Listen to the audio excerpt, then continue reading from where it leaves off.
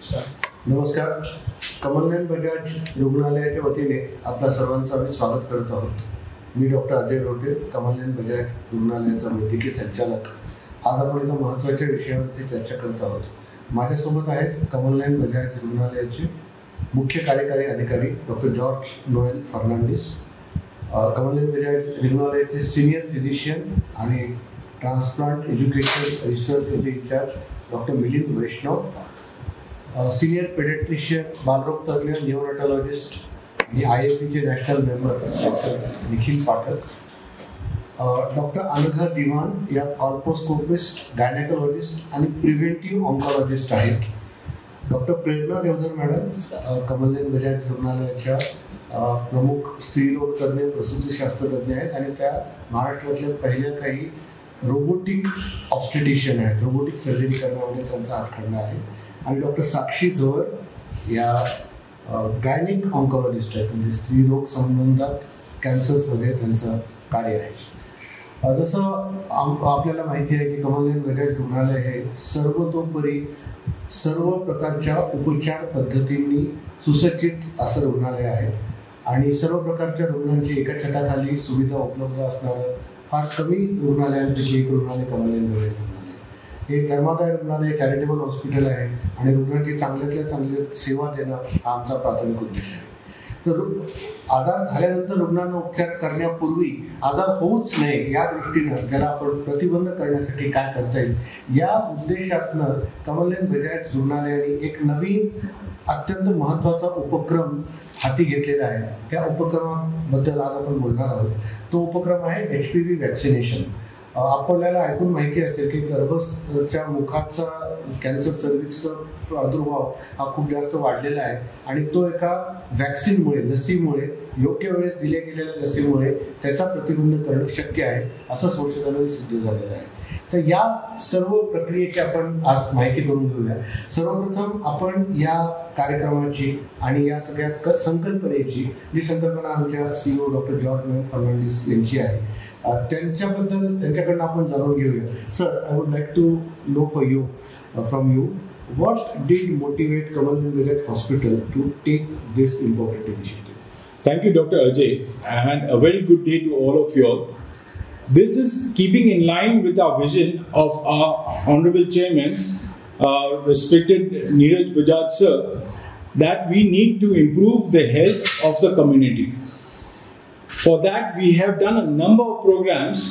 We started with the Save a Life program, the organ donation program, and now this year we have taken on ourselves to ensure that as many as people who are required should be vaccinated with this particular vaccine so that we can prevent cervical cancers.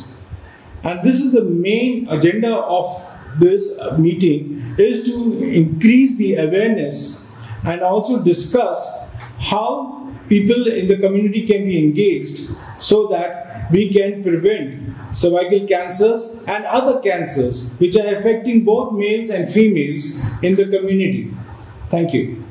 Thank you, sir. Doctor Milind जे senior physician आहेत त्यांना आपला प्रश्न असा आहे. Doctor Milind, संशोधनाने असं सिद्ध झालेलं आहे की योग्य वेळी केलेल्या लसीकरणामुळे विशिष्ट प्रकारच्या कॅन्सर्सला प्रतिबंध करता येऊ शकतो. तर ॲज अ फिजिशियन तुमचा रोल याच्यामध्ये काय असेल आणि डे टू डे प्रॅक्टिसमध्ये तुम्ही या दृष्टीनं कसं कॉन्ट्रीब्यूट करू शकता? धन्यवाद डॉक्टर अजय. कॅन्सर सर्व्हिक्स म्हणजे गर्भाशय मुखाचा जो कर्करोग आहे, तर संशोधनाअंती असं निष्पन्न झालेलं आहे की ऑलमोस्ट सगळेच याची जी प्रकरणं आहेत ती HPV म्हणजे ह्युमन पॅपिलोमा व्हायरस याचे जे काही कार्सिनोजेनिक स्ट्रेन्स आहेत दोन, त्याच्या माध्यमातून होतो हा. आणि त्या अनुषंगाने हा कर्करोग लस देऊन आपल्याला प्रतिबंधित करता येऊ शकतो. मी एक जनरल फिजिशियन आहे.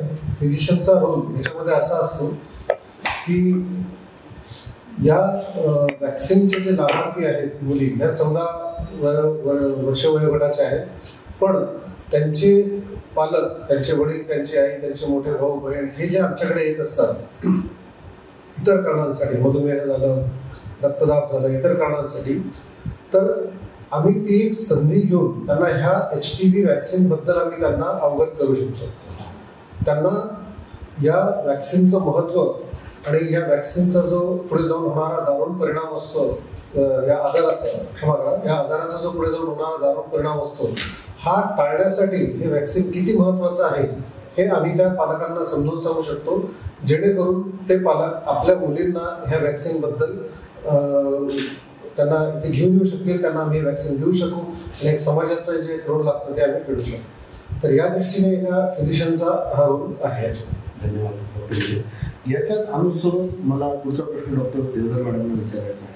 मॅडम, डॉक्टर मिलिंद सरांच्या बोलण्यातून असं आपल्या लक्षात येईल की आरोग्य प्रशिक्षण या गोष्टीला खूप जास्त महत्त्व आहे आणि त्यांच्या ओपीडीमध्ये येणाऱ्या रुग्णांशी किंवा त्यांच्या सोबत येणाऱ्या लोकांशी चर्चा करून हा आरोग्य प्रशिक्षणाचा भाग ते पुढे चालवतो. तर आपण याबद्दल काय सांगाल की विशिष्ट वयोगटातल्या ज्या मुली आहेत ज्यांना हे वॅक्सिन घेऊन फायदा होऊ शकतो, त्यांना आरोग्य प्रशिक्षण कशा पद्धतीने दिलं जाईल आणि त्याचा कसा जास्तीत जास्त फायदा? धन्यवाद डॉक्टर अजय. नमस्कार सगळ्यांना. ॲक्च्युअली गेल्या काही वर्षांमध्ये आमच्या असं निदर्शनात आलेलं आहे की शाळांमध्येच ॲक्च्युअली शारीरिक संबंध ठेवण्याची प्रक्रिया आजकाल चालू झालेली आहे. मुली खूप लवकर सेक्शुअली ॲक्टिव्ह होत आहेत. 8वी 9वी 10वीच्या मुलींचे जेव्हा साधारणपणे रेग्युलरली आम्ही लेक्चर्स घेतो या संबंधात, तर यामधनं बरीच माहिती आम्हाला मिळते. तर यामध्ये HPVचा जर संसर्ग या वयामध्ये झाला तर त्यामध्ये गर्भपिशवी आणि बाजूच्या ज्या नळ्या असतात आपल्या फॅलोपियन ट्यूब्स, त्याचे इन्फेक्शन्स होणे, त्याचा पुढे चालून प्रजनन क्षमतेवर पण परिणाम होऊ शकतो. आणि आताच सगळ्यांनी जसं सांगितलं त्याप्रमाणे जर हे रिपीटेड होत राहिलं, वारंवार इन्फेक्शन होत राहिलं, तर गर्भपिशवीच्या मुखाचा कॅन्सर होण्याची शक्यता पुढच्या वयामध्ये खूप जास्त असते. म्हणून या वयाच्या मुलींना याबद्दलचा अवेअरनेस किंवा त्यांना ते समजावून सांगणे हे फार महत्त्वाचं झालेलं आहे. तर यामध्ये जसं मिलिंद म्हणाला की आईवडिलांना इन्व्हॉल्व केल्यानंतर जास्त फायदा होऊ शकतो. थँक्यू. डॉक्टर दिवान मॅडम, आपलं या विषयासंदर्भात अत्यंत भरीव कार्य आहे. आपण मुलाचं योगदान दिलेलं आहे वॅक्सिनेशन आणि कॅन्सर प्रिव्हेन्शनमध्ये. तर आपण काय सांगाल की या प्रकारच्या कॅन्सरमध्ये लस ही खरंच कितपत प्रभावी आहे आणि त्याच्यासाठी आपल्याला काय करता येईल किंवा कसा त्याचा फायदा करू? धन्यवाद अजय सर आणि नमस्कार सगळ्यांना. मला एक सांगायचं की आपली जी जागतिक आरोग्य संघटना आहे तिने एक टार्गेट दिलेलं आहे, target for elimination of cervical cancer by 2030. तर त्याची मेन 4 स्ट्रॅटेजीज आहेत. तर त्याच्यामध्ये आम्ही 90, 70, 90 आणि 30. तर याच्यात 90 म्हणजे काय आहे की आपल्याला वयात येणाऱ्या 90% मुलींचं संपूर्ण व्हॅक्सिनेशन करायचं आहे 9 ते 15 वर्ष वयोगटातल्या. त्याच्यानंतर 70% म्हणजे आपल्याला 70% स्त्रियांना HPV DNA या टेस्टद्वारे स्क्रीनिंग करायचं आहे आणि ते स्क्रीनिंग आहे twice in a lifetime, म्हणजे ते आयुष्यातून 2दा करायचं आहे.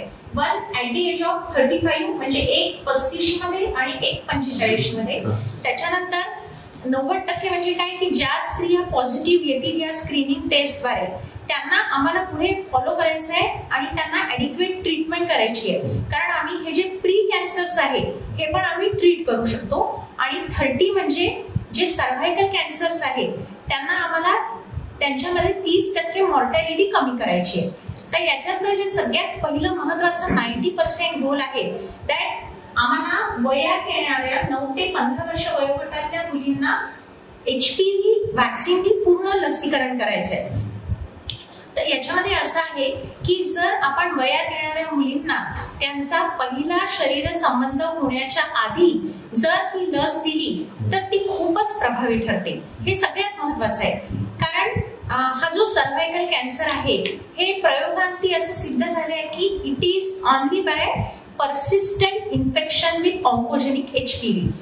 आणि हा जो HPV विषाणू आहे या विषाणूचे 100पेक्षा जास्त प्रकार आहेत, पण त्याच्यापैकी 15 प्रकार हे ऑन्कोजेनिक आहेत आणि हे 15 ऑन्कोजेनिक HPV चे प्रकार आहे यांच्या विरुद्ध जर आपण लस दिली तर आपण 100% हा सर्व्हायकल कॅन्सर टाळू शकतो. मला असं सांगायचं की आपल्याला माहिती आहे की ब्रेस्ट कॅन्सर बद्दल आपल्याला माहिती नाहीये it is because of some mutations in BRCA gene. म्हणजे ब्रेस्ट कॅन्सर आपण हा अर्लीएस्ट स्टेजमध्ये डिटेक्ट करू शकतो पण टाळू शकत नाही. मला आज इथे सगळ्यांना सांगायचं आहे की हा सर्व्हायकल कॅन्सर एकच असा कॅन्सर आहे जो आपण संपूर्ण टाळू शकतो. आणि तो का? कारण त्याचं आपल्याला 100% कारण माहिती आहे. And that is mainly persistent infection with oncogenic HPV. आणि म्हणून मला असं सांगायचं आहे की HPV वॅक्सिनेशन करून आपण ह्या मुलींचं म्हणजे 9 ते 14 वर्ष वयोगटातल्या मुलींचं सगळे म्हणतात की प्रायमरी प्रिव्हेन्शन करू शकतो, पण मला म्हणायचंय की ते आपण प्रायमॉर्डियल प्रिव्हेन्शन म्हणताय. व्हॉट इज प्रायमॉर्डियल प्रिव्हेन्शन म्हणजे काय की we want to prevent emergence of that risk factor in that individual. So my opinion is that HPV vaccination is not primary, but it is a primordial prevention for cervical cancer, and that should be given to every girl. Madam तुम्ही खूप छान माहिती दिली. Preventive oncologist म्हणजे काय बोलू शकतात आणि त्यांनी कितीच अगदी योग्य यथार्थ शब्दात आपल्याला सांगितलेलं आहे की एक व्हॅक्सिन देऊन लस देऊन आपण या कॅन्सरपासून स्वतःचं प्रोटेक्शन करू शकतो. आता जसं तुम्ही सांगितलं 9 ते 14 वर्ष वयोगट होते. डॉक्टर निखिल जे सिनियर पेडिट्रिशियन न्यूरोनॅटॉलॉजिस्ट आहेत, 9 वर्ष हा जो कट ऑफ आहे ह्याला काही स्पेसिफिक कारण आहे का? आणि ह्याच्या संदर्भात बरेचदा पॅरेंट्सचं पालकांचं काही कन्सर्न्स असतात की 9 वर्षाच्या मुलीला द्यायचं नाही द्यायचं. बेसिकली काय आहे की HPV वॅक्सिन इथे डिस्कशन होत असताना असं आहे की it is more of an adolescent vaccine. It has to be ती जी वॅक्सिन आहे ही युजली जे रेकमेंडेशन आहे ते 9 ते 15 वर्षामध्ये आहे. 9 वर्ष हा एज का घेतली आहे कारण की वी वॉन्ट की आपल्याला जे पहिलं सेक्शुअल कनेक्ट आहे त्याच्या आधी आपल्याला ती वॅक्सिन देणं गरजेचं आहे. हे वॅक्सिन जे आहे ते प्रोटेक्शन जे देतं हे बिफोर इन्फेक्शन देतं. So if the infection occurs the vaccine will not provide any protection. त्याचं काहीच प्रोटेक्शन मिळत नाही. जे स्टडीज बघण्यात आले आहेत कसं आहे की जेवढ्या लवकर तुम्ही वॅक्सिन दिलं तेवढी तुमची अँटीबॉडी रिस्पॉन्स किंवा इम्युनिटी जी आहे ती जास्त चांगली येते. तर माझं 9 वर्ष हे घेण्यामागचा हेतू काय आहे की चांगली इम्युनिटी बिफोर एनी म्हणजे कोणतंही इन्फेक्शन होण्याआधी हे वॅक्सिन देणं हे 2 महत्वाचे. अजून एक वस्तू जी प्रॅक्टिकल आहे की 9 ते 15 वर्षामध्ये या वॅक्सिनचे फक्त 2च डोसेस लागतात. 15 वर्षानंतर दिलं तर त्याचे डोसेस वाढून जातात. तर काय असतं की जितक्या लवकर तुम्ही दिलं तुम्हाला कमी डोसेसमध्ये हे कव्हर अप करता येईल. त्यामुळे हे जे वॅक्सिन आहे हे 9 वर्षासाठी ठेवले. आजकाल जे आहे we are in a preventive stage, we are in a preventive era. So even at 10 years 10 वर्षाला आम्ही सर्वायकल कॅन्सर वॅक्सिन्स, दुसरे TDAP वॅक्सिन्स हे सगळे देतो. त्यामुळे म्हणजे इन्स्टेड ऑफ सेईंग की ही एक नंतरची गोष्ट आहे, what the message should be ki it should be a early teenage vaccine. It should be म्हणजे 9 वर्षाला कोणतं वॅक्सिन आहे का तर सर्वायकल कॅन्सर वॅक्सिन. सर आणि मला अजून एक ऍड करायचंय की आता रिसेंटली एक 3-4 दिवसाच्या आधी एक स्टडी पब्लिश झालाय स्कॉटलंडचा. तर त्याच्यामध्ये the vaccination HPV vaccination was done in a primary target age group from 9 to 14 years. आणि those girls they are followed for I think almost 15 to 20 years. And none of them have developed cervical cancer. So if we vaccinate the girls, that is primary target age group in between 9 to 14 years, we will get certainly maximum neutralizing antibody response till lifelong, I think. So this is a great study. Yeah, great study. And and a future study is mainly for efficacy of the vaccine in sexually active female. Okay. And it is also showed that by future study the vaccine is also effective up to the 85 to 90% immunogenicity we will get when we target the age group from 15 to 45 years. Oh. It is in sexually active females. ही खूप महत्वाची माहिती सांगितली madam. मला तेच doctor साक्षी मॅडमना असं विचारायचं आहे की ज्या मुलींना कमी वयामध्ये देता नाही आलं वॅक्सिन, समजा 9 ते 14 आपण प्रायमरी टार्गेट ग्रुप म्हणतो, त्या वयामध्ये जर नाही देता आलं पण आता त्यांना ही सगळी माहिती मिळाल्यामुळे त्यांची अति इच्छा आहे, तर ह्याला आपण कॅचअप वॅक्सिन आपण त्यांना कुठल्या एजपर्यंत देऊ शकतो आणि त्याच्यासाठी काय पाहिजे? धन्यवाद अजय सर. सर्वांना नमस्कार. तर जसं अनघा मॅडमने आता सांगितलं की 9 to 14 आपला टार्गेट ग्रुप आहे. आणि त्याच्यानंतरचे जे गाईडलाईन्स आहेत ज्यांना आत्ता माहिती झाली आहे तर त्यांना आपण 15 to 48 म्हणजे 15 ते 45 एज ग्रुपपर्यंत आपण देऊ शकतो. ते आता आपले इंडियाचे जे फॉक्सीचे जे आमचं आहे सोसायटी OBGYची त्याचे गाईडलाईन्स आहे की 45 इयर्सपर्यंत आपण ते वॅक्सिन आता देऊ शकतो, कारण त्याची पण एफिकेसी तेवढी 80 to 90% त्यांना भेटते नंतर पण. म्हणजे it will protect at some level. पूर्ण आपण ते इन्फेक्शन आपण प्रिव्हेंट आता नाही करू शकतो कारण त्यांचा एक्सपोजर ऑलरेडी झालेला आहे. जसं 9 to 13ला तर इन्फेक्शन झालेलंच नाहीये तर ते होणारच नाही, पण आता ह्या महिलांमध्ये ते इन्फेक्शन झालेलं आहे, पण त्यांना आपण थोडा तरी त्यांना आपण वाचू शकतो. पुढे त्याचं जे परसिस्टन्स आहे इन्फेक्शनचा त्याला आपण टाळू शकतो. म्हणजे कॅन्सर डेव्हलप नाही झाला पाहिजे त्याच्यामध्ये, ते आपण त्यांना वाचू शकतो त्याच्यात. तर 15 to 26 आयडियल म्हणजे 9 to 14 is the ideal primary target. नंतर 15 to 26 कॅचअप वॅक्सिनेशन आपण म्हणतो, पण आता जसं ह्याचा अवेअरनेस आताच आलाय म्हणून आपण 45 पर्यंत त्याची एज सध्या ठेवलेली आहे भारतामध्ये.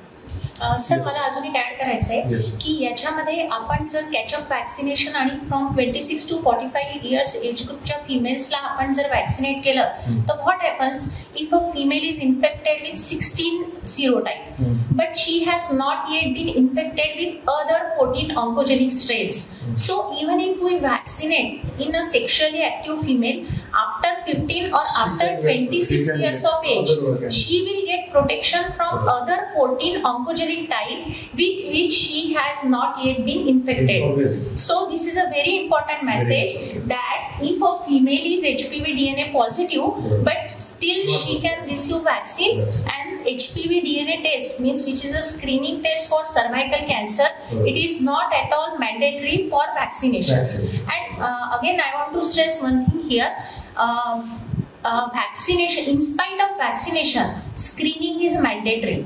Means don't think that I am vaccinated so I will not get screened. So this is a totally wrong approach, because it is proved that only 99% of the cervical cancers they are because of HPV DNA virus. So my message is that all the females they should get screened in spite of vaccination. So this is important. We talked about females, and Doctor, I'd like you to enlighten the public about what about the young boys? How this I will take that question. Yeah. So what was happening is we were all concentrating on the cervical cancers. So what we have found is that even in the young boys, the anal warts, the penile cancer, the incidence of HPV was nearly 20%. मुलांमध्ये सुद्धा हे आजार होतात. त्याचं कारण हाच होता आजार असं आहे की आपण असं विचार करतोय की हे महिलांसाठीच वॅक्सिन आहे, पण तसं नाहीये. HPV हे जे वॅक्सिन, HPV हा जो व्हायरस आहे हा penile cancer, anal what cancer याच्यासाठी पण प्रॉब्लेम. आता जे एक नवीन वॅक्सिन आलेलं आहे जे नॉनाव्हॅलंट आहे, हे नॉनाव्हॅलंट वॅक्सिन जे आहे ते 9 HPV स्ट्रेन्सला कव्हर करतं. And it is also recommended for boys, means even for मुलांसाठी पण हे वॅक्सिन घेतलं तर चांगलं राहील असं. So seeing the percentage 20%, 30%, and taking a protection for this vaccine is also recommended. Thank you. Doctor Milind, या तुमच्या डे टू डे प्रॅक्टिसमध्ये तुम्हाला असं लक्षात येत असेल की वॅक्सिनेशनबद्दल, HPV वॅक्सिनेशनबद्दल किंवा सर्वायकल कॅन्सर या आजाराबद्दल बरेच गैरसमज असतात. तर अगदी थोडक्यात तुम्ही याबद्दल काय सांगू शकता, काय गैरसमज आहेत आणि सत्य परिस्थिती काय? HPV वॅक्सिन म्हणजे HPVची लस इतर लसींप्रमाणेच त्याच्याबद्दलही काही गैरसमज समाजामध्ये प्रचलित आहेत. पहिलं तर बरेचदा प्रश्न असा विचारला जातो की एवढ्या लहान वयाच्या मुलींना हे वॅक्सिन देऊन आपण काही रॉंग मेसेज तर देत नाही त्यांना की त्यांना आता हे वॅक्सिन दिलं म्हणजे नाव they are free to do anything, हा तर मेसेज आपण त्यांना देत नाही. तर मला असं वाटतं की डॉक्टर कम्युनिटी त्याच्याशी एवढी कन्सर्न आहे. We are concern more about protecting. आणि सेक्शुअल एक्सपोजर हा असा इश्यू आहे की which you cannot guarantee it will not happen.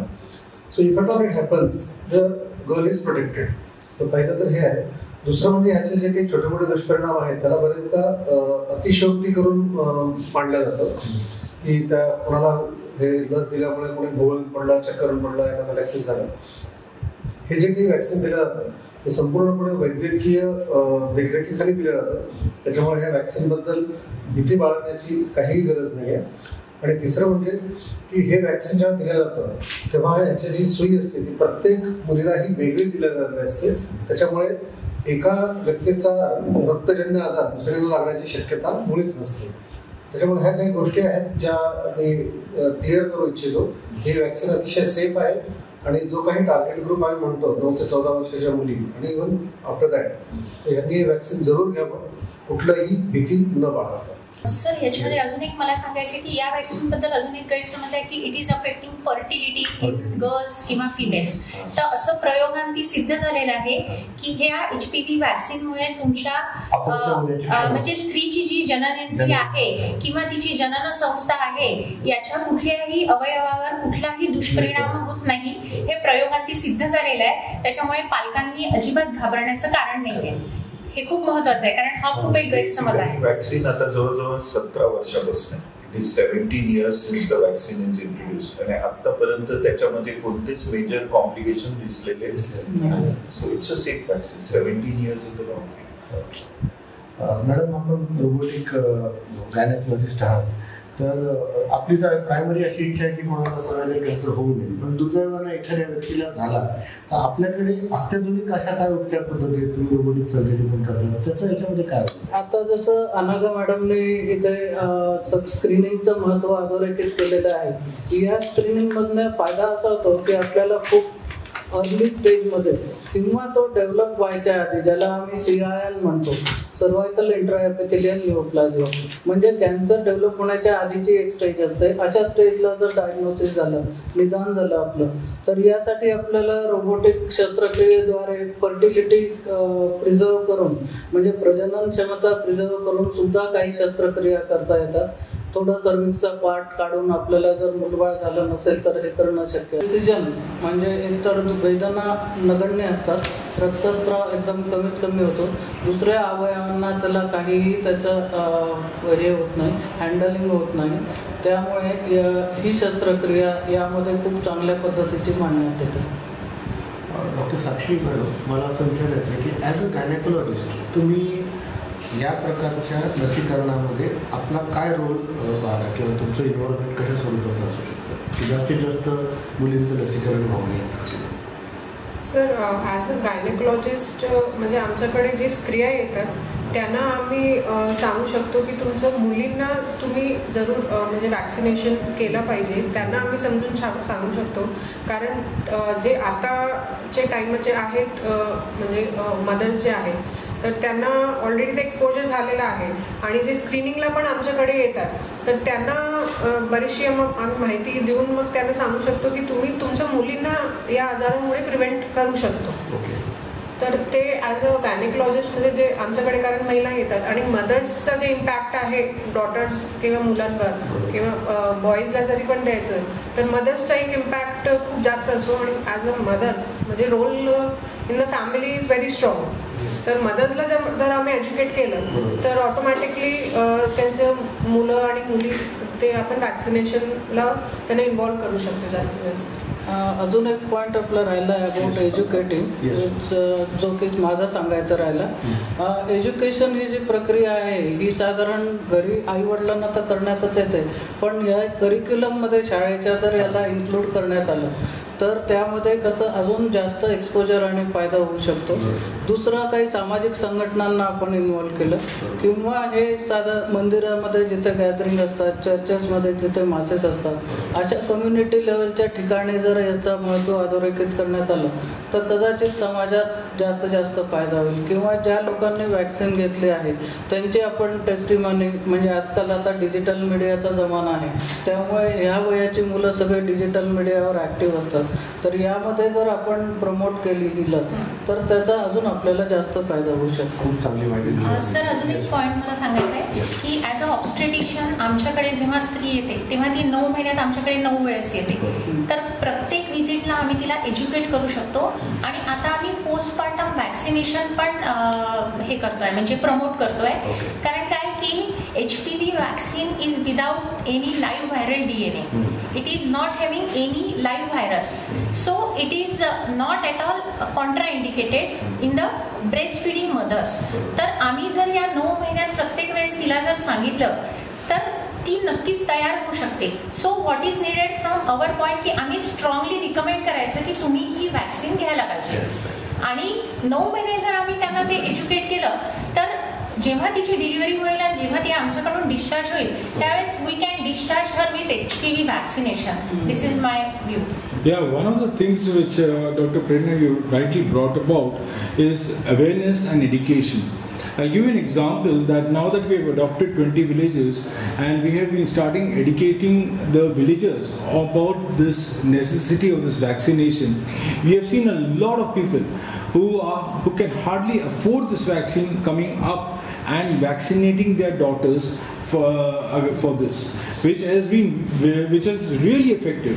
And that's exactly where Kamalnayan Bajaj Hospital comes into play, that we have such an excellent expert panel and also doctors who can go out into the community, talk about it. We can hold workshops and seminars and also online education, because our agenda is very simple, is that we need to spread awareness that everybody who needs this vaccine should get vaccinated, and whoever needs any additional education about this, we are here to impart that knowledge so that there's no sense of fear in the society. We want the society to be extremely healthy, and this is a initiative that we want to not only take it to the people of Marathwada and Maharashtra but complete India. Thank you very much sir. जसं सरांनी पण आता आपल्याला सांगितलं की आणि madam जोरदार madam आणि साक्षी मॅडम आणि दिवान मॅडमने पण सांगितलं की वेगवेगळ्या पद्धतीने आपण हे प्रशिक्षण आवश्यक त्या गरजू लोकांपर्यंत पोहोचवू शकतो. म्हणजे शाळा झाले, कॉलेजेस झाले, सामाजिक संस्था झाल्या, मंदिरं झाले किंवा धार्मिक स्थळं झाले. त्याच्या व्यतिरिक्त जसं कमलनाथ बजाजनी काही गावं अडॉप्ट केलेली आहेत, ज्या गावांमध्ये जाऊन आम्ही आरोग्य प्रशिक्षण, आरोग्य शिबिरं घेतो. या सगळ्या माध्यमात आणि मॅडमने खूप चांगला पॉईंट सांगितला की जेव्हा एखादी स्त्री ॲडमिट होते, म्हणजे गरोदर स्त्री ॲडमिट होते, 9 महिन्याच्या कालावधीमध्ये तिचं रिपीटेड त्या काळामध्ये प्रशिक्षण झालं तर याचं वॅक्सिनेशनचं प्रमाण खूप जास्त प्रमाणात वाढू शकतं. या सगळ्या गोष्टींचा, या सगळ्या तज्ज्ञांचा विचार घेऊन कमलनाथ बजाज रुग्णालयाने आज लॉन्च करायचं ठरवलेलं आहे गार्ड हर या नावाचा प्रोग्राम. याच्यामध्ये आपण HPV वॅक्सिनेशन एलिजिबल पॉप्युलेशनचं वॅक्सिनेशन आपण करणार आहोत आणि जास्तीत जास्त संख्येने आपण याबद्दल माहिती करून घ्यावी आणि सर्व एलिजिबल व्यक्तींना हे वॅक्सिनेशन उपलब्ध करून द्यावं. कुठलीही शंका असेल तर आपण आमच्याकडे डेफिनेटली येऊ शकता. आमचे CEO doctor George Noel Fernandes sir यांना मी विनंती करतो की sir please give your concluding remarks and about the launch. First of all, let me thank the panelists. You all have been an excellent guide in educating the public, and I reach out to the public that please take this initiative, call us anytime. We are here to serve the community, to spread the awareness of prevention. We are already speaking to a lot of school principals and their parents of a lot of people. And we will be also holding our first seminar on Saturdays, which will be on talking about this to the schools in Aurangabad. So please actively participate in this. We will let you know about the details of the particular program shortly after this video. But the message is very clear. We are here to spread the awareness and help prevent the cancer and any associated disease. Thank you. धन्यवाद सर्व panellist. धन्यवाद. Thank you.